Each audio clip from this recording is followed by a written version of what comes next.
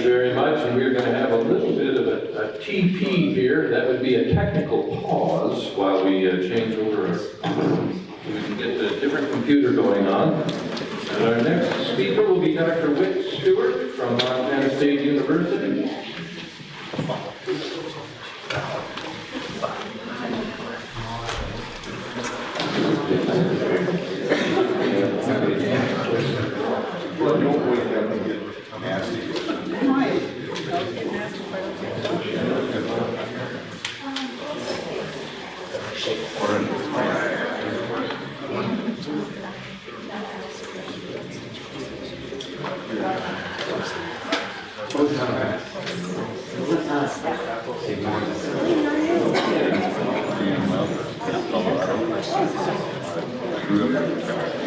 Good morning.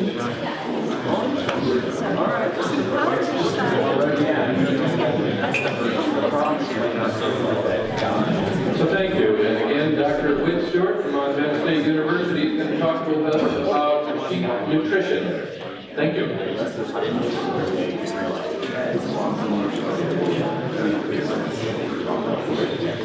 Well, good afternoon. I'm grateful for the opportunity to visit with you this morning.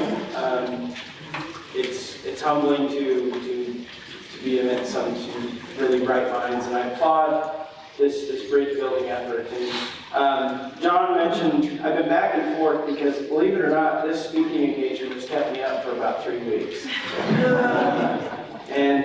I'm changing gears a little bit. I'm not going to talk as heavily about sheep nutrition. I think as we continue to work together in this working group, we can discuss some of those other details. But I'm just going to broadly propose some thoughts today, and with my administrators in the room, in a manner that is pleasing, but also honest.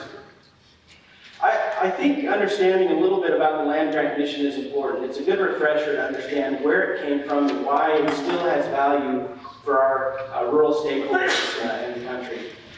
There was 3 singular acts that established the land grant system. The Teaching Act, which basically allotted land throughout various states in the United States to have agricultural and technical education colleges. The Hatch Act was the establishment of the agricultural experiment stations throughout the United States. And then the dissemination component came in 1914 in the Smith-Weaver Act. Now I think to get philosophical from the get-go is dangerous, but I really appreciate understanding where we came from as a guide to where we want to be sometimes. I really like Senator Morrill, the one who proposed the land grant system. This statement is powerful, and I think it is a good foundation for what I'm going to discuss later on. He said the land grant colleges were founded on the idea that a higher and broader education should be placed in every state within the reach of those whose destiny assigns them to, or who may have the courage to choose industrial locations where the net wealth of nations is produced, where advanced civilization unfolds its comforts, and where a much larger number of people need wider educational advantages. The land grant system was established and still exists for the common man, the agricultural stakeholders that live out there. Now, it has evolved and has changed over time, but I believe in this mission, and I think it's relevant for some of the discussion that we have today. I want to tell you to start a little bit about the Montana sheep industry, and Dave McEwen, the president of the Wool Growers, discussed this to some degree. We rank 8th in the country in sheep production. We rank 6th in wool production, but something we're very proud of is the quality of product that we produce in our state. The #1 ranking of the wool value that we produce here in the United States, and this is based off of USDA NASS data. When we look at the sheep operation breakdown, there's approximately, and this is based off the 2012 census, we'll have a better estimate in 2017. But when we look at the breakup of the operational sizes in the Montana sheep industry, I hope what you can see as you read this table is that the needs and challenges of each operational size is very diverse. And it requires some thought and individual attention as we approach these different objectives that exist across these different operational sizes. And that's one of the challenges we face, I face, as a sheep extension specialist in the state of Montana. Again, when we talk about the product we produce, Obviously, our producers are proud that we produce a renewable resource in that of wool. We take standing biomass and some water, and we turn that into a protein fiber that is a magnificent chemical composition. And so the value of our product has increased over time, and I think as our industry changes, we will continue to be proud of our impact on producing what I consider is the wine country of wool and sheep in the United States. As a young sheep scientist and a domestic sheep scientist with an agricultural production background and emphasis, coming up through the years, the narrative is focused on this right here, and the slope of this decrease. And they say, Whit, how is there a future in an industry with declining numbers? And I would argue, rather than being an industry in decline, we are an industry in transition. Across all agricultural sectors, we see fewer people engaged in agricultural production. We see consolidation, so this is not unique to the sheep industry. I think some positive uptick in the industry points to some of the growth and some of the resurgence of the sheep industry in the United States. We do in agriculture, as part of culture, we work with people. And sheep operations, sometimes funding is designated to a number of species, but we deal with a lot of stakeholders in the sheep industry. And that's increasing, and again, I mentioned the changing of that demographic. Another visual of the change in the industry from 2012, this is based off of NAS data from the 2012 census. The red dots indicating a 250 lamb or ewe decrease in red and a 250 increase in the blue dots. We can see that there are fewer sheep on the landscape. There are fewer large range sheep operations in the landscape. We see pockets of growth, but again, I think that points to some of the nuances associated with the changing industry that we face. Now, as I agonized over this talk, I saw some data yesterday that I wanted to overlay here, but we can see Montana sheep inventory numbers, and again, this is based off the most hard data that I could find from 1970 to current numbers. We've seen a decline from 1 million head of sheep to 215,000. And during the same time, we see the increase in Montana's wild sheep population, which speaks to some of the successes of that inventory.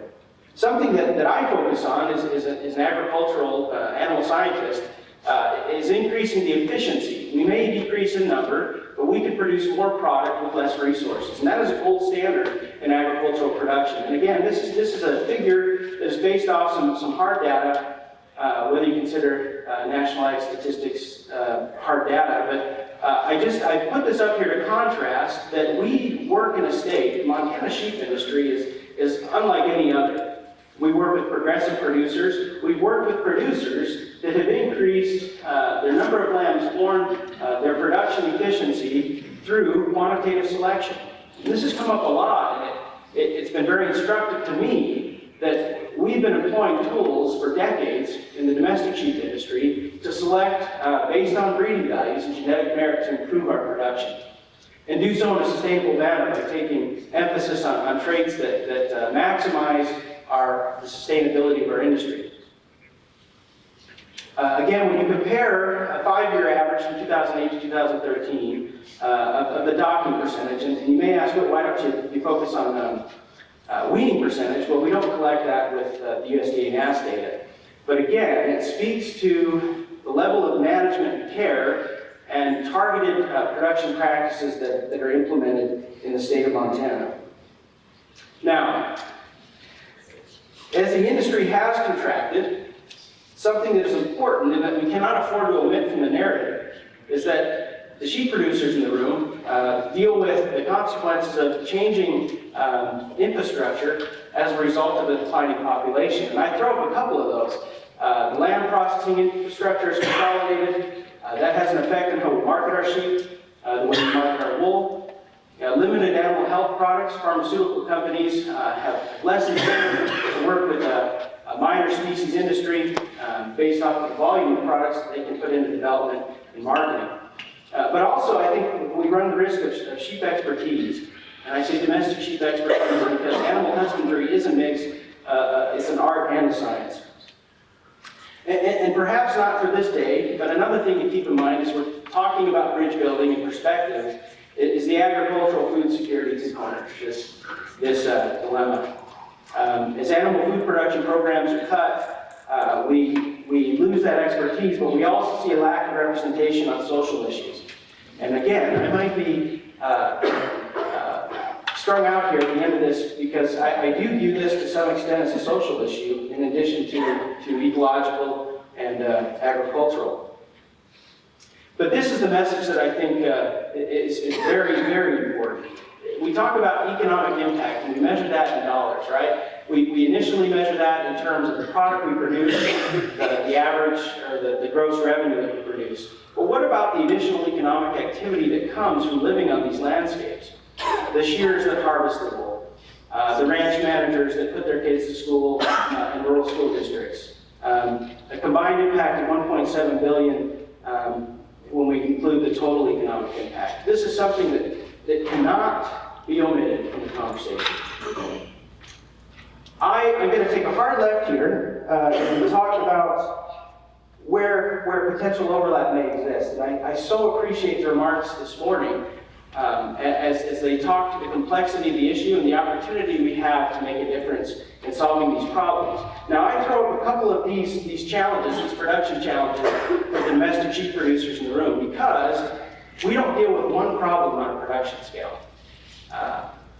Our sheep are hungry, they fight stress, reproductive time of the year, we put breeding groups together and we align different crossbreeding scenarios to maximize production. We take into account all of these factors.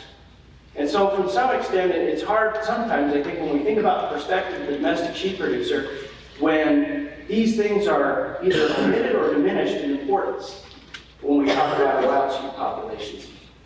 I'll give you one example from a macronutrient standpoint. Just a simplistic illustration of what happens when a ewe is in a negative energy balance, when she's unable to meet her requirements based off of the dietary contributions. We see the metabolic consequences of that, and then we see the subsequent effects on decreased reproduction. As we move to a neutral energy balance, we see that things happen the way they're supposed to. That ewe maintains her body condition, she maintains tissue, she exhibits estrus that is optimal to normal. And then again, we see the positive energy balance effect. Many of these findings in this research doesn't have to be limited to one discipline. These findings that have existed over decades in the animal husbandry field, animal science field, there is overlap. I realize that management plays a major role in a lot of these things. However, I believe wild sheep have ruminants, correct? They have a respiratory tract, as do domestic sheep. And some of these lessons we can learn, as many people alluded to, of looking at some of these challenges in the domestic sheep industry. Now, I want to give you a snapshot of just a sampling of when I travel throughout the state of Montana and visit with producers. These are some of the tools that we utilize. How we evaluate body condition score. We get our hands on the sheep on the short rib region and evaluate fill of both muscle and other tissue. And I talk about this a lot to my producers, and they're probably sick of it, and I see some producers nodding their head, but we have to justify some of our management practices based off of what the impact will be. And this is just one data set that talks about the effective body condition score on the pounds of lamb weaned per ewe. Now this again is a domestic sheep data set out of a pretty prolific flock approximating 200% lamb crop. But we can see that as we move on a scale of 1 to 5, sheep from a body condition score of 2.5 to 3, the potential production that results from managing and maintaining those ewes in an optimal condition results in an increased production. We talk about heterosis. Now, I'm not showing p-values and some of the nitty-gritty of the research that we deal with, but it's been established for close to 80 years the additive effects of heterosis when we take two different breeds of sheep and combine them, depending on their complementarity, that we see a response in all these traits that we can measure. And the beauty of domestic sheep science is we can measure these things. We can control experiments and we can apply a treatment and measure a response. And that is something that we can't afford to ignore as we synthesize information and as we move forward with solutions. I'm a ruminant nutritionist by training, and so my spin on things perhaps has that implicit bias that I believe and know that nutrition affects everything in the biological system. I appreciate survey data because it really tells us what's happening in the field. My assumptions at the university may be very different than what's happening out in the field. A 1997 USDA National Animal Health Monitoring Survey looked at forage samples, and again, this is a beef cattle application, across 23 states and 687 producers. And they found that those forage samples that were measured were either deficient or marginally deficient for selenium in 69% of the samples, and zinc in 77% of the samples. A similar forage survey that took clippings throughout the state found that selenium was also below NRC requirements for selenium and zinc in similar proportion. Now, okay, 5 minutes. With some of this preliminary information and not having an extensive data set sheet, an example of the kind of research we do is to evaluate what's happening out in the field. And we did a trace mineral survey again, looking at serum status across operations in Montana in ram lamb development. And what we found, I'm just going to show you a sampling of this, and again to illustrate some of the concepts that I hope I'm making clear. That on a regional scale in the state of Montana, selenium deficiency based off of serum reference ranges from Michigan State University, we found that 19% of all of our ranches sampled, the ram lambs, were deficient in selenium. And a lot of those were restricted to the west side of the state, as denoted in blue. As we moved to the east side of the state, we didn't see as many as deficient. Now, this is a very broad scale aerial view approach, but it substantiated some things. Our assumption that we always manage optimally is not necessarily the case. I mentioned some of the deficiencies that we observed, and I'm happy to discuss these later. And since I got the 5-minute slide, I'm going to move along. But how do we incorporate cross-discipline data into our decision-making? This is a map of the USGS Soil Geochemistry Survey that shows selenium concentrations in the soil. The scaled blue being those considered inadequate, those areas up in red indicating soil with adequate selenium status. With some of these results that we've done in our short time here, we're trying to give producers decision-making tools that say, if your soil is deficient in a certain trace mineral, what are the chances your sheep are going to be deficient if you don't supplement? This has been a nice dovetail into some of our zinc research. Again, I mentioned that was identified as a potential problem. And so we developed a study to look at the effects of zinc source, the chemical form and concentration, on developing rams, right? But as a nice overlay, and to highlight a little bit about what was alluded to previously, we were able to work with the ADRU unit in screening some of the status, the mycoplasma status of these sheep, to really see what are the effects on performance of these rams. Now, it's a secondary objective. This was the primary purpose of our study, but there's opportunity to incorporate some of these unknowns into the domestic sheep science based off the work that we already do.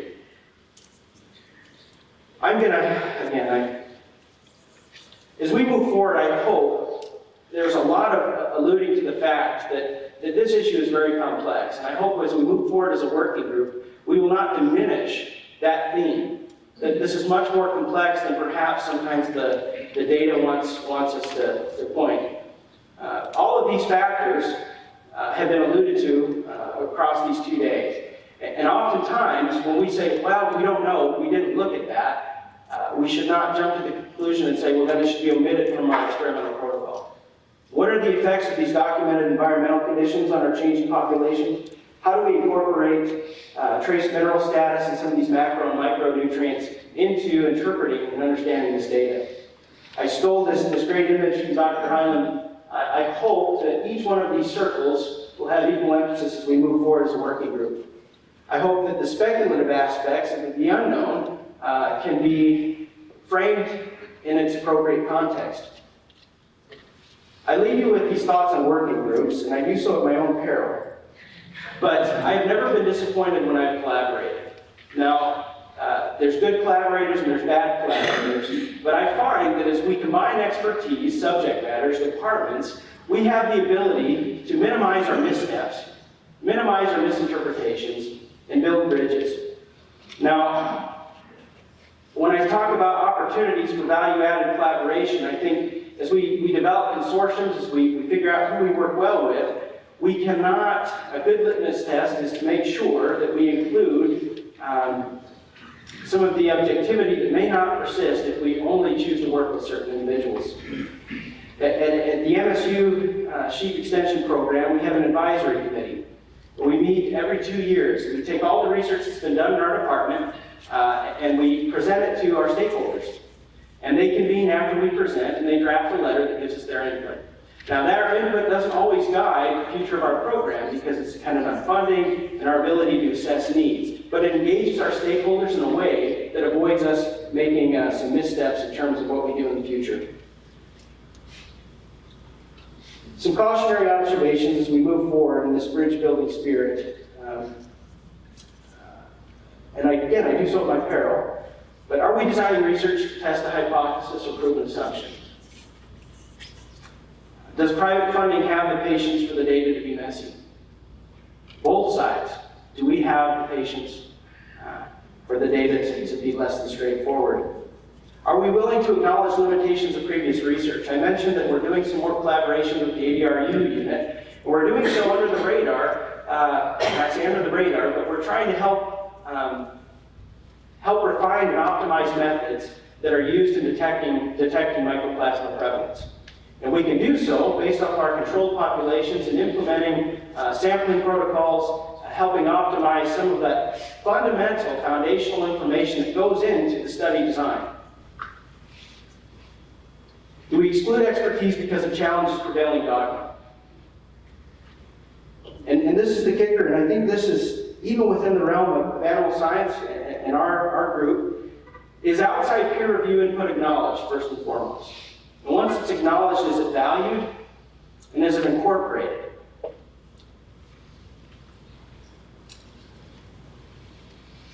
I'm probably out of time, but I hope that as we move forward, that this can be an integrated process.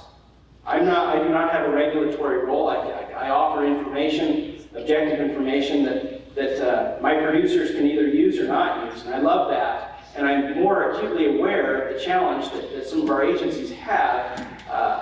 The complexity of this is mind-boggling.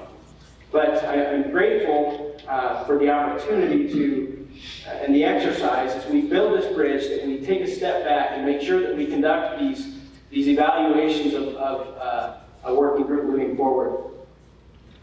I think finally, in partnering with the industry, these things have been alluded to, and I'm being redundant in some regards, but as we work with stakeholders across the aisle, it's a working relationship.